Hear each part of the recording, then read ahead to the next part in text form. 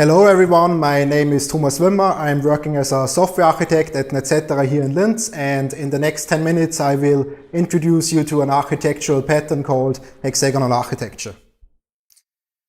But before jumping directly into the principles behind Hexagonal Architecture, let's revisit a common architectural pattern probably every software developer knows about, namely the layered or anti-architecture. The main idea behind this architectural pattern is that you divide your software system into a number of layers, whereby each of these layers represents a certain technical aspect. As an example, when you as a developer are working on some UI components, you shouldn't be concerned about where the data you're currently displaying is coming from or how it is assembled. What we see in practice is that for a complex system, those three layers are usually not sufficient. So what you do is that you divide your software system into a bunch of more layers. Thereby, each of the upper layers delegates some part of its work to the lower layers. Thereby, every layer follows the rule that it can only talk to the direct lower layer. So this was a quick refresher of layered architecture. Let's look on hexagonal or ports and adapters architecture. The main idea behind this architectural pattern is that you divide your software system into an inside and outside world. Thereby, the application core in the inside interacts with some outside components over so-called ports. Thereby, the actual interaction with the outside components happens over so-called adapters. Quite easy so far, right? So let's look at it a little bit closer by following the control flow of a usual user interaction. If some user of our system wants our system to do something, he calls the UI adapter. So therefore the adapters which drive our application, telling our application to do something are called driving or primary adapters. In order that the UI adapter can do something with the application core offers some input ports. These input ports accept some commands and queries to be executed towards our system. Now that the command is executed towards our system, the application core is doing its business logic, some business rule validation, maybe even some complex calculation. And in order to fulfill its business, he might need to interact with some external system. So therefore he calls so-called output ports towards the external system, and this interaction on the output ports are then interacting with the adapters which do the actual integration towards the external system, and these adapters are then called driven or secondary adapters. So now that we refreshed or learned the principles behind layered and hexagonal architecture, you might be wondering, what is the essential difference between them, right? In order to figure that out, we will compare the visual representation of these two architectural styles. But the visual representation which are usually used to describe those architectural patterns, namely this one here, do not allow a fair comparison. So let's deflate the representation of the hexagonal architecture to allow a better visual comparison. If we closely look on this difference here, we will see that beside the naming of things and the ports, we encounter that some arrows are pointing in a different direction. We see that the dependencies between the business logic and the data layer of the layered architecture are pointing in the opposite direction than the application core and the data adapters of the hexagonal architecture. Or phrasing it differently, in the hexagonal architecture, all dependencies of the outer layers pointing towards the application core. Let's analyze what are the implications of this difference by recalling some solid software design principles. You probably remember the single responsibility principle. It states that a class should have only one reason to change. But applied to a higher software architectural level, we could also say a component should have only one reason to change. Or phrasing it differently, when you change one component of your system, you don't want that another component of your system is affected by this change. So let's look at an example. When you change the data layer in a layered architecture, this change might be reflected in the business logic because of the dependency, right?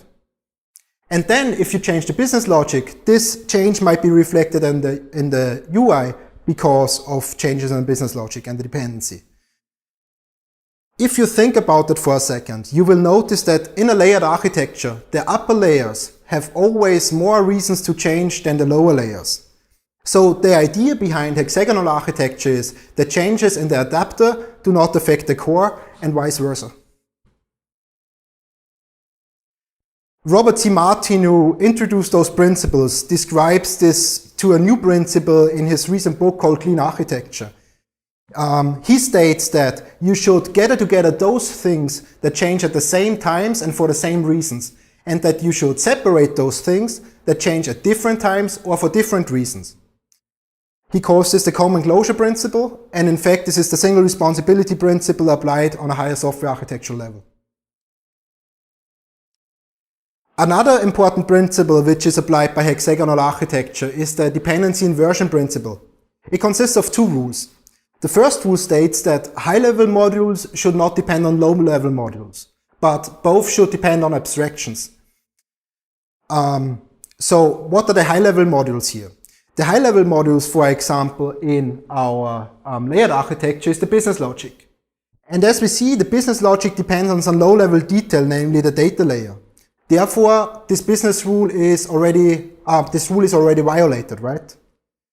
And it also states, so the first rule also states that both should depend on abstractions. Well, in the layered architecture, we don't see any abstractions. But in a hexagonal architecture, we see that we introduce some ports, which are our stable abstractions. The second rule states that abstractions should not depend on details, but details should depend on abstractions. So what are the abstractions here? Again, these are our ports, right? So the ports should not depend on details, so the ports should not depend on the adapter or even the application core. This is the case right here, right? And it also states that details should not depend on abstractions, so that details should depend on abstractions, so the adapters in this case should depend on the ports as well as the application core.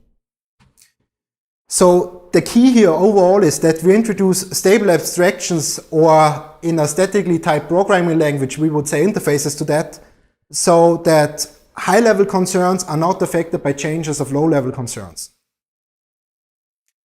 Also, Robert C. Martin maps this principle to a higher level.